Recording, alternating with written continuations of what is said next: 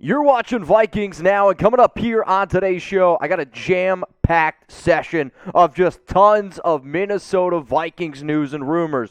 We have some rookie updates because, well, there are two people who have still yet to sign their rookie contracts. What is the latest on Anthony Barr? Apparently, two NFL teams are interested. Is Miami one of them? Who's the favorite for Ndamukong Suh? I'll tell you what, it might actually be Minnesota. What's the latest going on around Sheldon Richardson? And then to wrap up today's show, Madden released running back rankings. Find out what I think about Dalvin Cook's rating. So we're going to start today's show off with a tweet from Chris Tomasson here, who said that the Vikings have signed 8 of their 10 draft picks, and second-round pick guard Ed Ingram is now expected to sign and report to training camp on time. So good news there. Remaining unsigned at this point is second-round pick cornerback Andrew Booth Jr.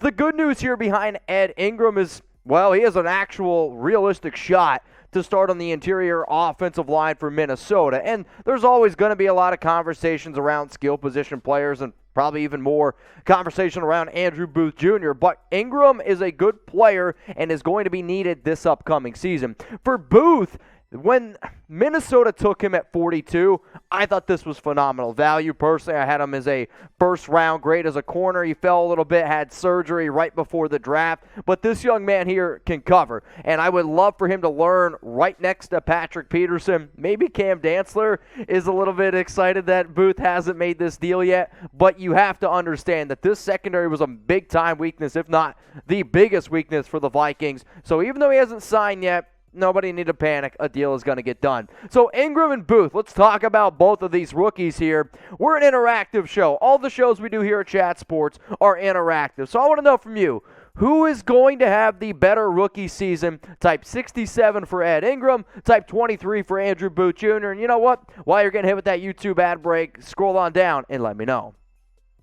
My money is going to go on Andrew Booth because even though he's not signed yet, even though he's coming off an injury, he already had offseason surgery, I just view him as the better overall talent, the better overall piece. And I really, truly believe the Vikings are going to surprise a lot of people. Now, you got a lot of people hyping him up like Colin Cowherd, some other NFL media heads out there, and we've discussed that this is a sleeper team as well.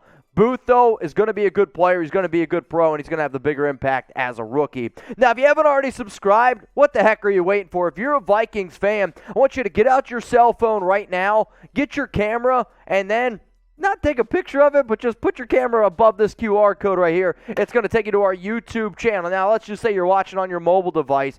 Just look down below. There's going to be a subscribe button. Click that, and then click your notification bell. It literally looks like that bell that you see right underneath me. Click all. That way when we drop a video here, you don't miss a thing. It's almost the season, y'all, and a lot of stuff's going to happen. So I promise you, we're going to keep you up to date. Let's go now to the next story here on Vikings Now. It's around former Vikings linebacker Anthony Barr. And the report is that he's not retired because there was some crazy internet rumors out there like, oh, Barr's not even going to play this season. He's retired. That's not true. And there are two teams that are showing some interest in him. The team that you care about is Minnesota. The bad news is it does not sound like the Vikings are interested. This is what Darren Wolfson had to say on Anthony Barr. Barr has been training as if he will be in some team's training camp.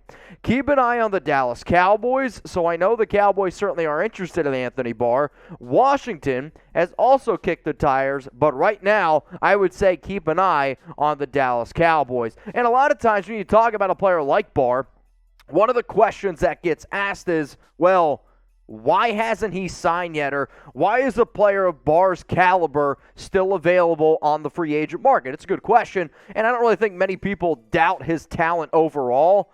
I believe that people are maybe a little bit concerned about his knee, which lingered last year. It gave him a few issues, and which, you know, it's what happens when you get old. Sorry, man. But how about this? So even though the report is that the Cowboys and the Commanders, from what it sounds like, are the top two teams interested in Barr, do you think that the Vikings should still be interested? I mean, I know you got Jordan Hicks. I know you have some up-and-coming players. I like Asamoah as well. But let me know. This guy's been one of the best defensive players on this team for quite some time. So why for yes and for no?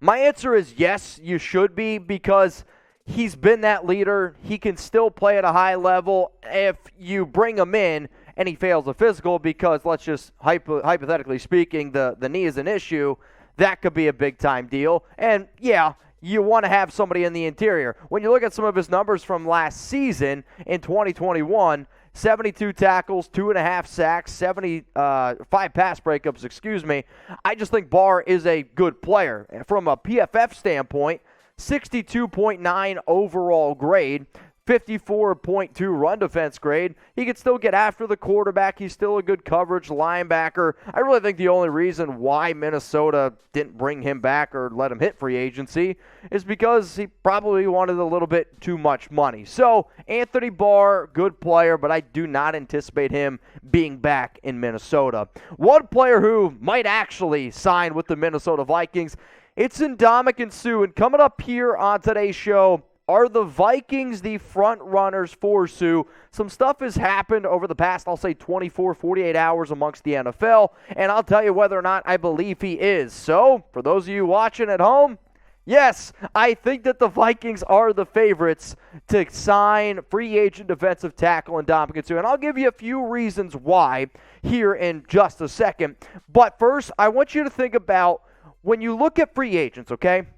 You also have to look at teams who have money, teams who have a big-time need. And right now, if my mom, my dad, if you guys are watching, what up, Uncle Steve, were to ask me who are the top 3 teams that you believe are the most offensive tackle-needy teams, I would say the Cleveland Browns, Minnesota Vikings, and then the Las Vegas Raiders. And when you start the conversation off with Cleveland, it doesn't sound like Cleveland is interested in Suh. In fact, they have their eyes on a player who once played for the Browns, but played on Minnesota last season, and that's defensive tackle Sheldon Richardson. And we've seen Mary Kate have her reports there with the Browns eyeing Richardson, not in Suh, and they have by far the most salary cap space at $48.5 million. So, okay, Browns cross them off the list. They're not interested in Ndamukong, which then that brings the Minnesota Vikings and the Raiders as the top 2 teams, and this is to be expected.